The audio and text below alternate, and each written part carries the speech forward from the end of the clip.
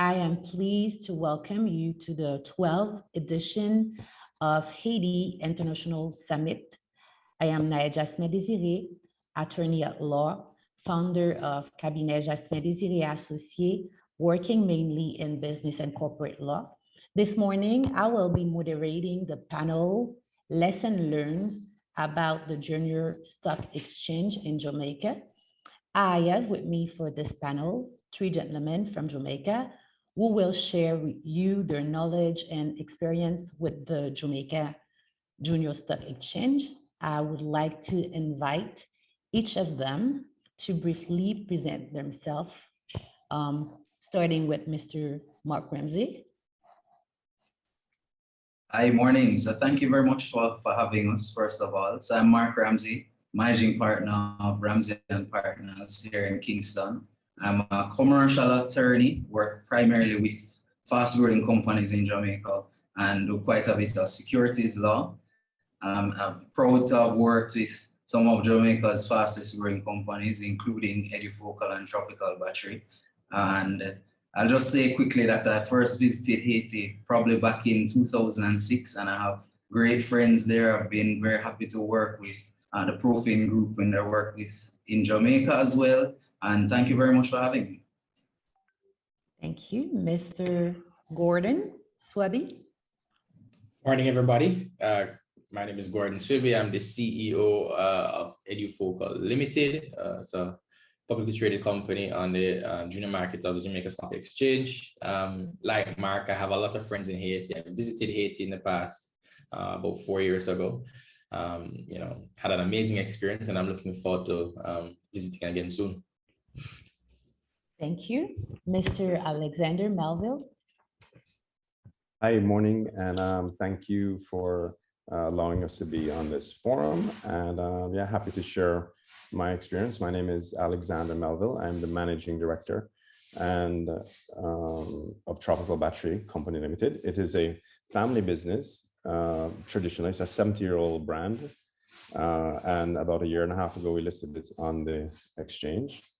And yeah, it's been, a very positive experience for us. So happy to share about that and what's the good and the bad that came along with that.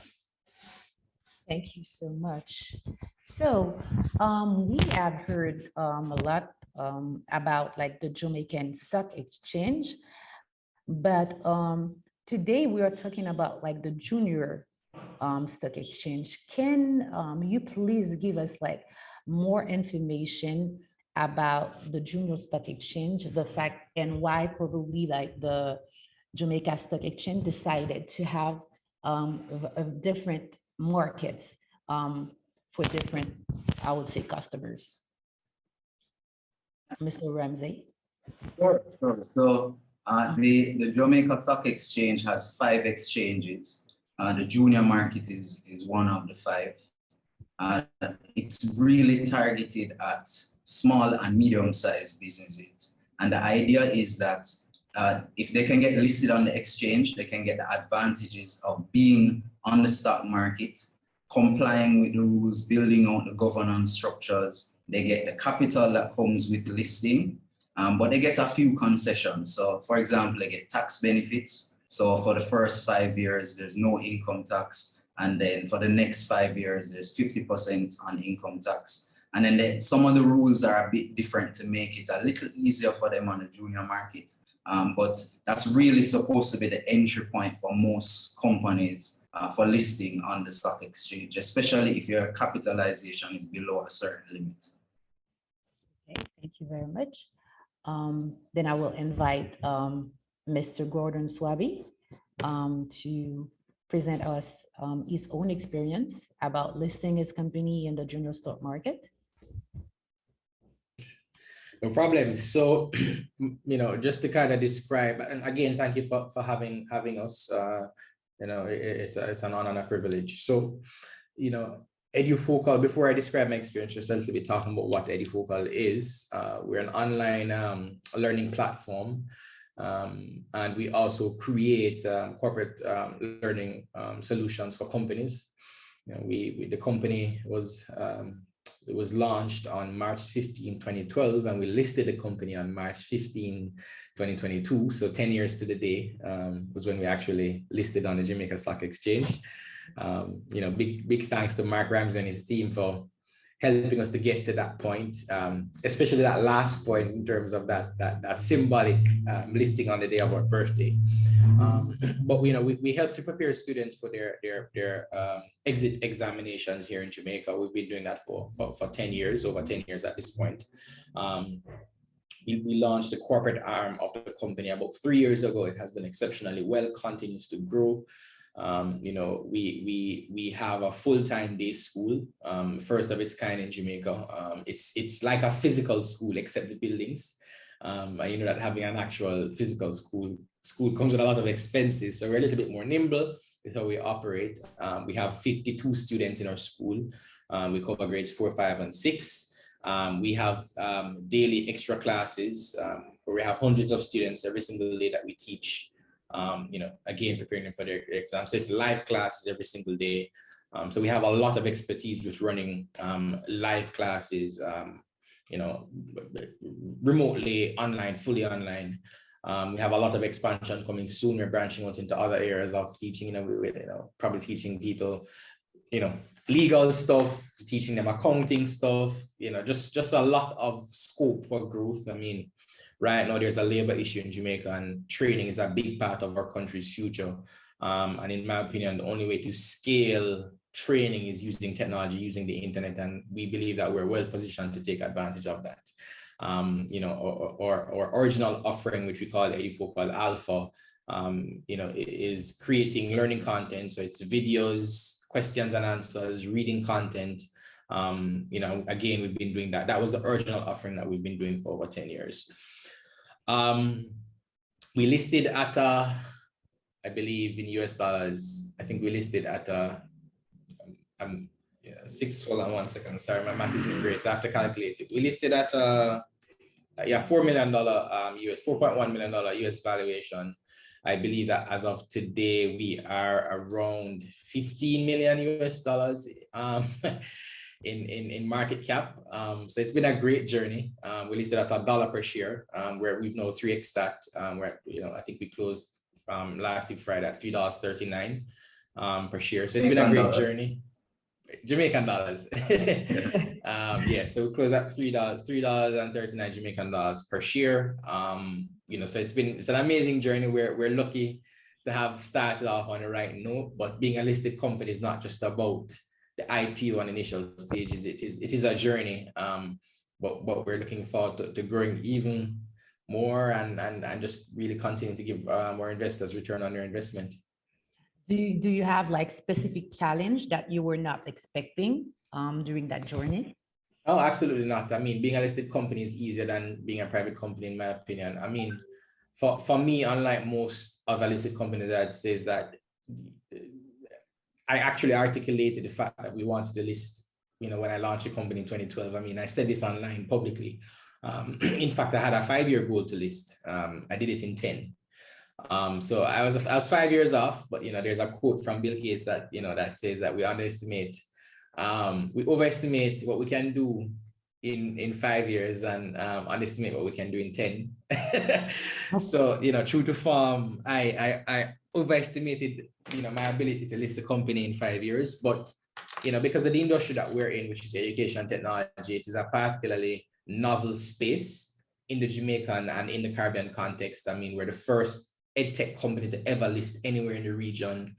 We're the only company on the Jamaica Stock Exchange where if you look at our balance sheet relative to everything else, our intangible assets make up most of our asset base. You know, so for me, it was challenging being a private company because there was really not much that we could leverage for accessing financing versus, you know, being a public company. You can turn around debt in 24 hours if you know what you're doing. So for me, it's just been a fun ride. You know, and I actually took the time to understand the requirements of listing, you know, so I'm very familiar with the rules, and then for what I'm not familiar with, I ask.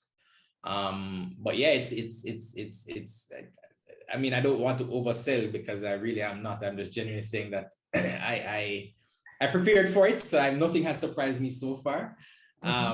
You know, and things have played out exactly the way I thought they would play out. Okay. But this is just the beginning for us, to be honest with you. I mean, you know, we have big plans, and you know, I'm excited about our growth. Great. I would like to ask Mr. Melville. You said that you have like, you're running like a family company. So going public, how does that impact you, and what are like the main advantages for you right now? Good question. Yes, there's a lot of, I think probably, I don't know, 70-80% of the businesses in the world are like family businesses. And so, you know, we're multi-generational family business. So I work in that business with myself and my two brothers, and we're all shareholders in that business. And we also have an outside private equity firm that made an investment a few years ago. So it helps us to value. So if one brother or one family member decides, you know, they may want to sell their position or something like that, being publicly traded makes it very easy to, you know, say, okay, well, this is a price, you know, this is what. So for valuation purposes, I would say number one is a really good way, as, you know, as family businesses sometimes will argue over what, you know, what is fair value for my shares in a company. So that transparency really helped. The other thing I would say, which was very positive and surprising for us, was the amount of international recognition we got from some suppliers. So we are, you know, we're a distribution business here in Jamaica, and so we'll distribute foreign products and stuff. So when they saw that we listed, it was, you know, they were, you know, giving us new products. Oh, we didn't know you were publicly traded. Would you like, you know, just people contacting us. There was a lot more visibility and a lot more opportunities, growth opportunities that came to us that I don't think would have kind of seeked us out if we were still a private company or just a family business. So those two things were really helpful, and I see as a good benefit to anybody wanting to list, because family businesses are challenging to get to that next generation sometimes. And I think being publicly traded, it's very easy. It's easier because there's rules, there's requirements, and there's a lot of transparency on pricing. So. Okay. So you're saying that it was easy for you to take that decision. You do not feel like you were losing control, but you saw like an opportunity, like to grow faster, quicker. And so I know that Mr. Ramsey was he was the one who helped you get listed in the market. So Mr. Ramsey, why do you think small and medium enterprises should go that way? Is it for any type of company, or do you think it's only for a certain type of company? What should you have like as prerequisite in order to get listed? Yeah, that's a good question. So I can answer that in two ways. I think on one hand, there are the formal requirements, and I'll save that for last. But in terms of the right kind of company, I think what you'd have heard from both presenters, both Gordon and Xander, is that being prepared for, I guess, being under this sort of regulatory environment is very important. And it goes hand in hand. So corporate governance is not just for the sake of corporate governance or to spend more money or have rules. It's really about running the business in a better way. So having certain requirements for the board, for example, on the stock exchange, having independent directors who can provide additional expertise, I think is important. And having an openness to the feedback of the market. So publishing your financials, ensuring that they're done on time, and just operating within that framework sort of helps the business to align itself with best practices. And as you would have heard, the finance providers like that, suppliers and customers like that. There's one thing that they didn't mention, which I think is also a benefit. There's free advertising every month. Every time some good news happens in the company, it gets published everywhere because people are watching publicly traded companies.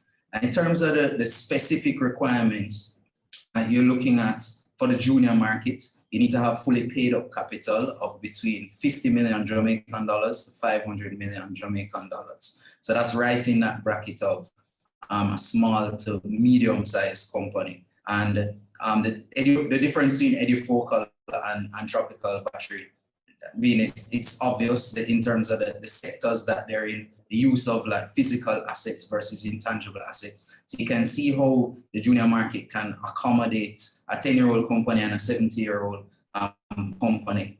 And it's very flexible in that way. But what they want on the market is at least 20% of the company going to at least 100 shareholders. So it's not like listing is not just a way of getting into that secondary market, but it's also exposing more shareholders. So at least 100 shareholders need to subscribe. For their companies, and most companies, you're looking at thousands of shareholders. So one thing with Jamaica that's interesting is, you know, you can be in a taxi in the middle of Kingston and they're an edifocal or a tropical battery shareholder.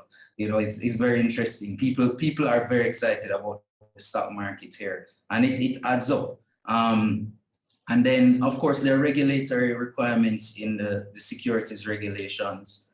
There's a prospectus that has to be prepared and approved by the Financial Services Commission and the Jamaica Stock Exchange. And then there's a requirement for a mentor on the junior market. So mentors they're approved persons that can provide advice and guidance on meeting the requirements for the exchange. And again, this is like a preparation ground. So the idea is that once companies get to a certain stage or maximize that 10-year period of tax breaks, they'll probably migrate to the main market and they can raise additional capital. So in summary, I think many companies know, because we understand corporate governance, we understand the importance of putting in place, you know, a good board, good advisors, good procedures, that will prepare you for listing, in addition to good advice from the attorneys and the broker. And the Jamaica Stock Exchange is very helpful as well. I think they're one of the most respected entities in Jamaica in terms of just being very helpful, being open to supporting businesses. They have a lot of good material on their website. Dr. Street Forest, the head, she's very approachable, always willing to talk and encourage entrepreneurs and businesses to list and give guidance. Great. I have a question for the entrepreneurs with us. I guess that getting listed was like a big change also for your company. So there might be like a lot of organizational transformation. So how did you go about that within like your organization, your employee? What has changed? What have you done in terms, like concretely? Can you give us like some insight about that? I mean, I can take that first. So, but again, I mean, my experience has been a little bit different because I was born for this. Just as a joke. But no, so, you know, from day one, Edifocal had its board of directors. We did not have, I mean, per the Jamaica Stock Exchange rules, you know, there are committees that are required.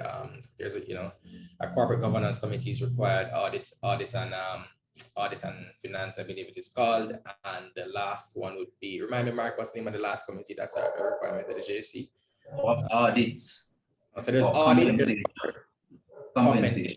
So it's a compensation committee, audit, and corporate governance. And you know, we didn't have committees prior, but I knew that we'd eventually need to form it. We're actually still going through that process. You know, again, obviously we're a newly listed company. So it does bring a little bit more structure and rigidity to how we operate. For me, I'd say the only thing that has been a little bit, I don't want to use a negative word, just kind of figuring it out is trading. So you have a blackout period, you know. So right now, for example, I am in the blackout period because our financials, our year end is December 31st. The JC rulebook says that you can't trade within 30 days of when your financials are due. Our financials are due May 15th, which means that I can't trade until May 15th. If we release the financials earlier, then I can resume trading, but I'm pretty active on the market. I buy stocks outside of EduFocal. Obviously I can trade other stocks, but I can't buy EduFocal stock right now. So that's one thing that is a little bit, it is what it is, and I understand why the rule is there. But also the reporting of my trades. I'm used to just doing my trades, not having to report them. Now I have to report my EduFocal trades. But hey, I can buy Tropical Battery right now, and then Xander can buy my stock. So because he's not a connected party. But yes, it's not been. It's again, there's just so many upsides. And I can only see how companies can benefit from being listed. It helps. It does not hurt. So there's not really a change like in your organizational culture, just like the structure. Oh no, absolutely. Because not everybody on my management team or within the organization will be as au fait with the requirements around, just running a publicly traded company as I would be. So of course there is some, there's a learning period happening. It's still happening amongst management, and I have a fairly young management team. But definitely it does, cause some change in the organization in terms of, what we say, when we say it, who you say it to.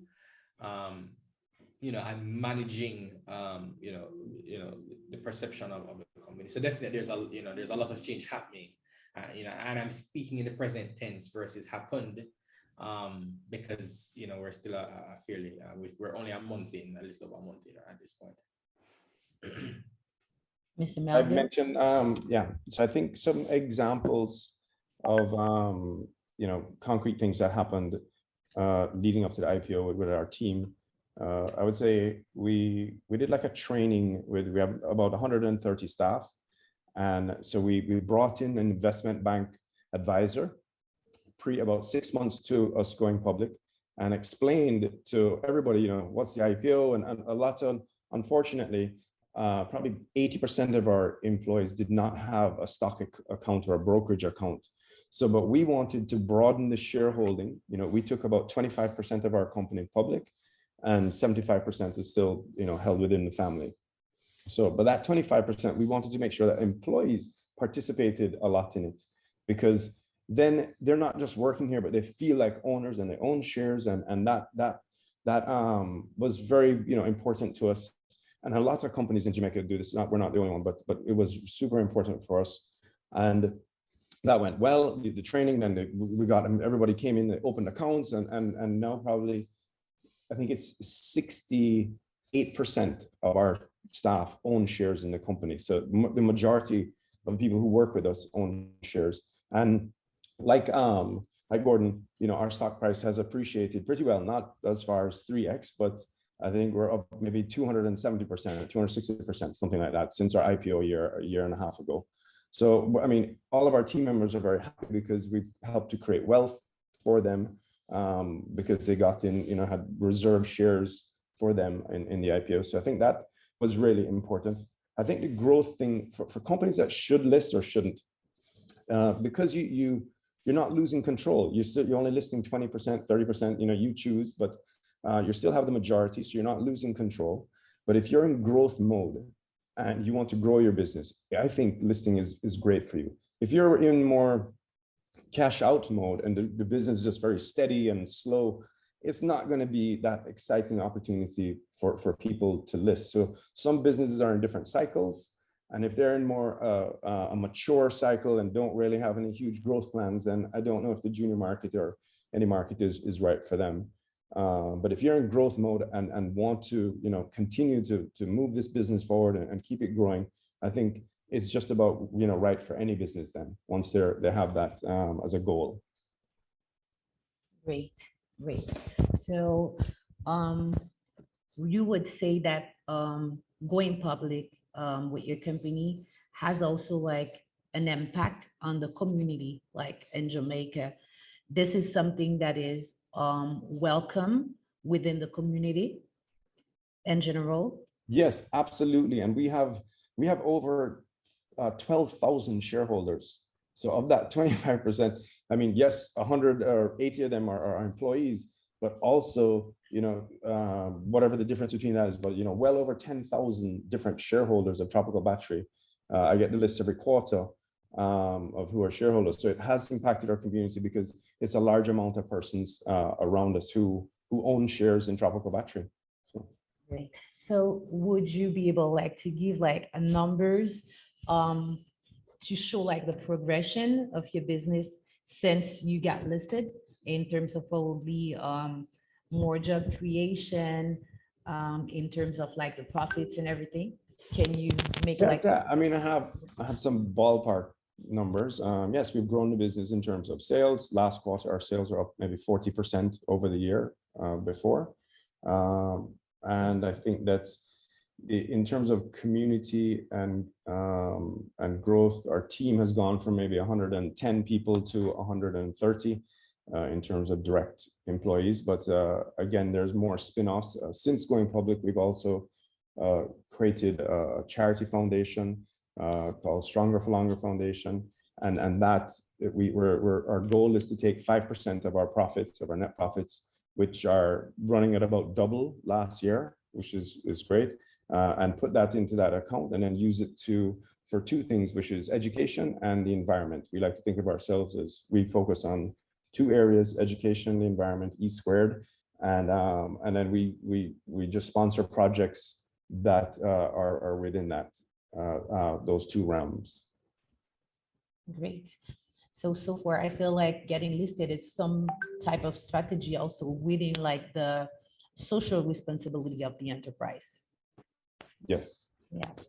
I would like to know, Mr. Ramsey, if other companies, foreign companies, can get listed on the junior market, like Haitian companies, what would they need to do so? Yeah, definitely. So listing on the junior market is open to any CARICOM country. Haiti is a member of the CARICOM. So there are several companies from St. Lucia listed on the exchange, and there's no reason why a Haitian company can't be listed. I know that Haiti, at least Profin, has participated quite often at the Jamaica Stock Exchange annual conference. They've done presentations. And I know for certain that the stock exchange is very excited about a Haitian company being listed at some point. The last time I traveled there, I had the opportunity to meet with a few that I know could be ready. So I know people here will be very excited about it. Haiti has some very strong businesses, strong family businesses especially, and it would definitely be open to a Haitian company. Okay, perfect. In general, can you give for the people listening to us today, what would be the main advantage, let's say, for Haiti to have, for instance, its own stock exchange market, specifically for the micro and small and medium enterprises? You want me to tackle that first? I mean, I think having an exchange definitely helps with creating that secondary market, creating the opportunity to raise capital from the public. And it has worked very well for Jamaica, as both Gordon and Xander would have said. It gets a large section of the population involved in wealth creation and in investing. So these companies may have, say, 10 to 12,000 shareholders. There are companies on the exchange that have 50,000, 80,000 shareholders. And it's really amazing to see how, especially in the past couple of years, how Jamaicans have been excited about not only the possibility of buying stocks and investing, and they understand the concepts now, but also the thought that they could build a business that can be listed. We see it in the movies, we watch it on TV about America, but it's live and happening here in Jamaica. And as I said before, the type of company is interesting, because here on this panel, you have Gordon and you have Xander, you have a 10-year-old company and a 70-year-old company. So you can really find a fit in Haiti for different types of businesses as well. It will be important to think what has happened in Jamaica with the exchange. There was a long run up to where we are now. So it's that this process started way back in 1962, but they have a very good team. They have a very, very good team. And I know they get a lot of advice from markets around the world as well. So I think it would be a good thing to have an exchange there. But that doesn't mean that Haitian companies can't list in Jamaica as well. For example, there are several companies in Jamaica that are cross-listed in Trinidad. And that can happen both ways, you know. So it really just depends on the market and what Haiti is looking for in terms of growing its economy. It has worked for Jamaica, and I'm sure the stock exchange would be willing to share expertise as well. Okay. My question is, like, in Haiti right now, we are having a lot of challenges, especially in terms of insecurity. So when those investors, they are confronted to so much high risk,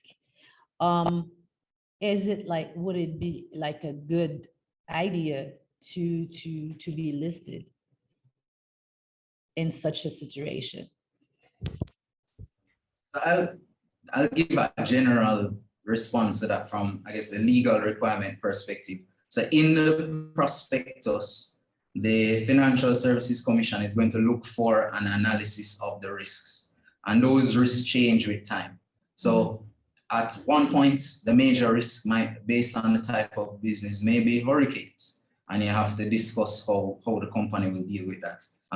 That when Gordon was listing EduFocal, COVID-19 was a factor. You would have to discuss technology, the things specific to the business. So it will be no different with a Haitian company. Whatever risk factors are there peculiar to the market and to the company would have to be disclosed. And it would be a process working with the lawyers, working with the investment bank or the broker to make sure that it's properly described and fair for the shareholders so that they understand.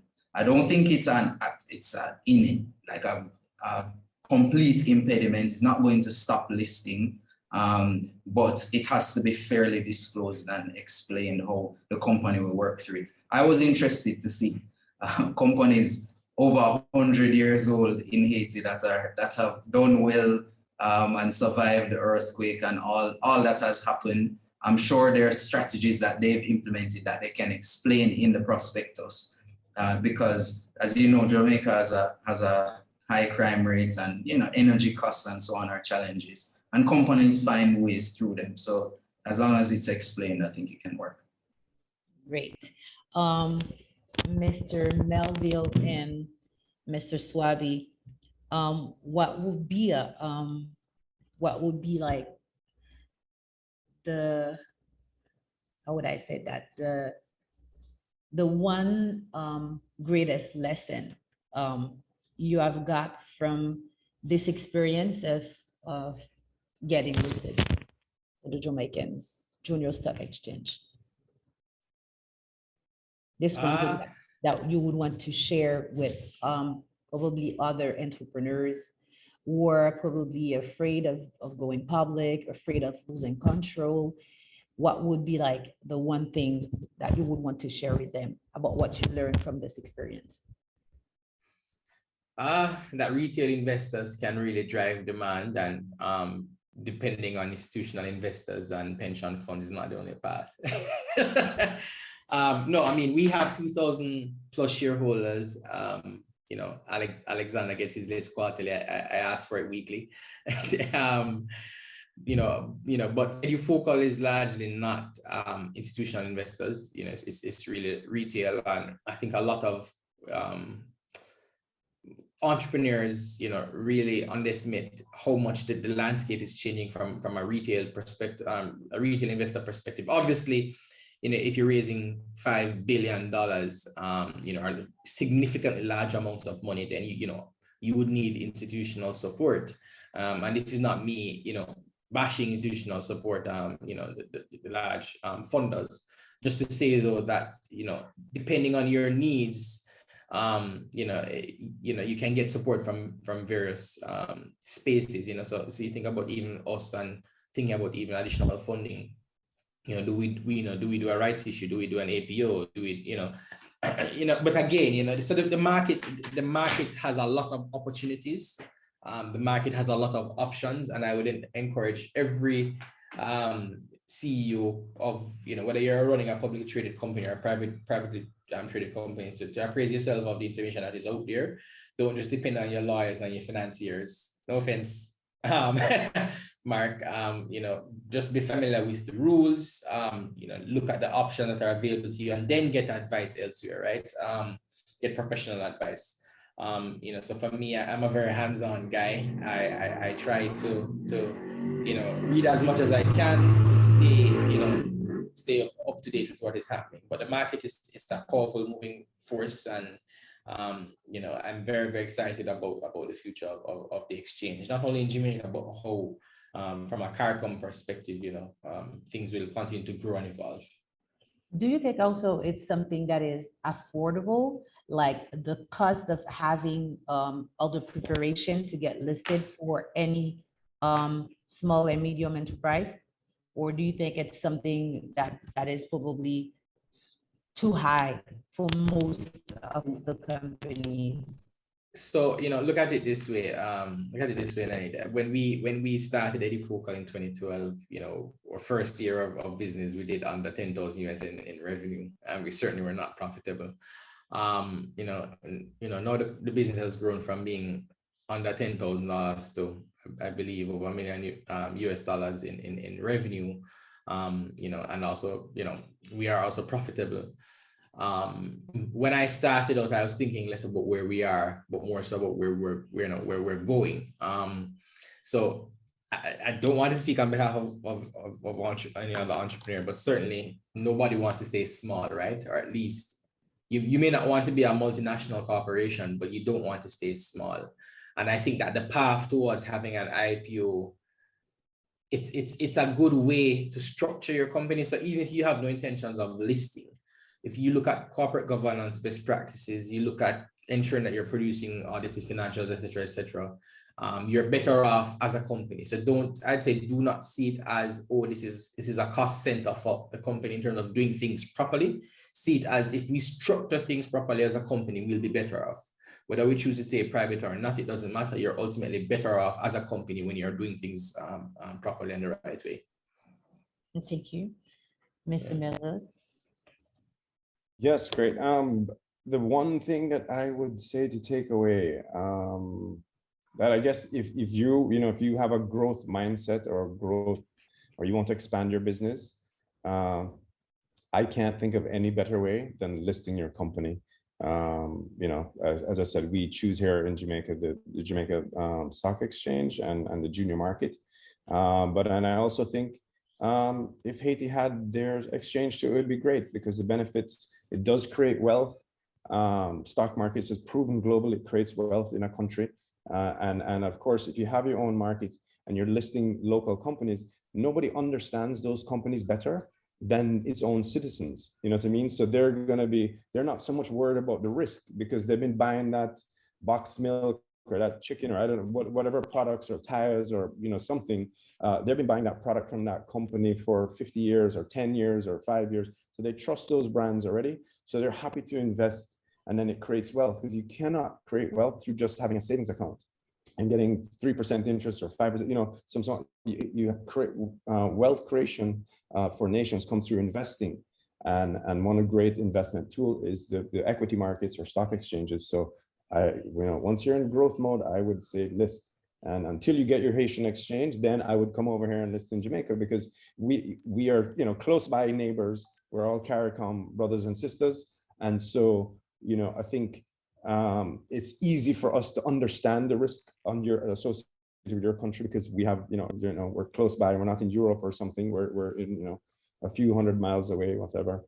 And so it's a good place to start that wealth creation until you get your exchange in place, because it's a great thing, but it does take time, and you do have to put a lot of transparency and work and effort into getting that exchange up and running in a meaningful way.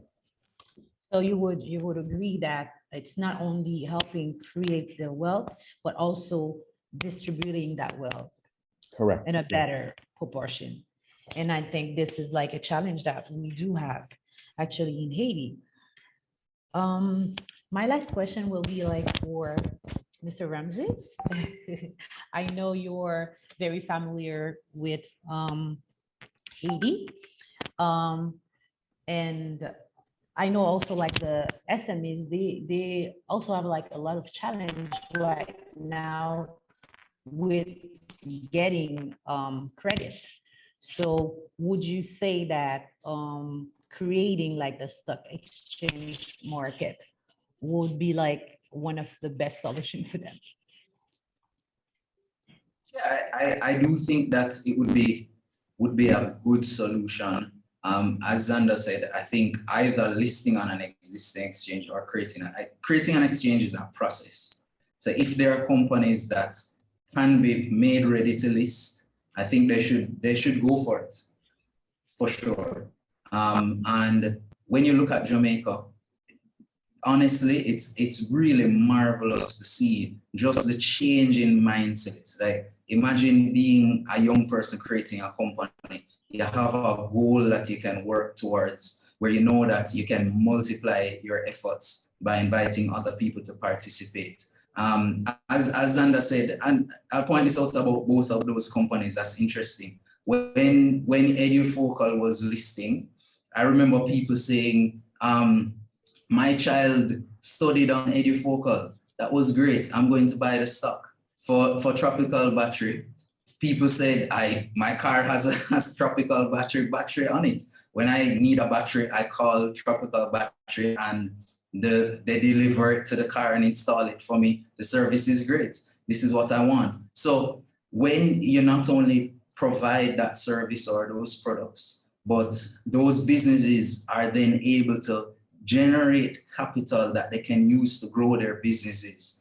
That's just, it's tremendous. So yes, it would be a great advantage for Haitian companies, and it's something that entrepreneurs there and persons in public sector should really take a strong look at and have the discussions with the Jamaica Stock Exchange. There are a lot of lessons learned. As I like to say, I think the 70s in Jamaica was a difficult time. Many Jamaicans left, and coming out of that, you can see a real transformation in Jamaica. And I think there are a lot of lessons that can come from that. And the biggest lesson is really hope. Haiti has a lot of hope, and you need to keep the hope going because a lot of good can come out of even tough situations. Jamaica learned that coming out of the 70s. Thank you so much, misters, for your time. It was really an honor to have you. And we have learned so much with you sharing your knowledge and experience with us. See you very soon, and I hope that you'll be able to participate and to listen to the other panels. Bye-bye. Right, thank you. Thanks for having us. Thank you, everybody. Thanks for having me.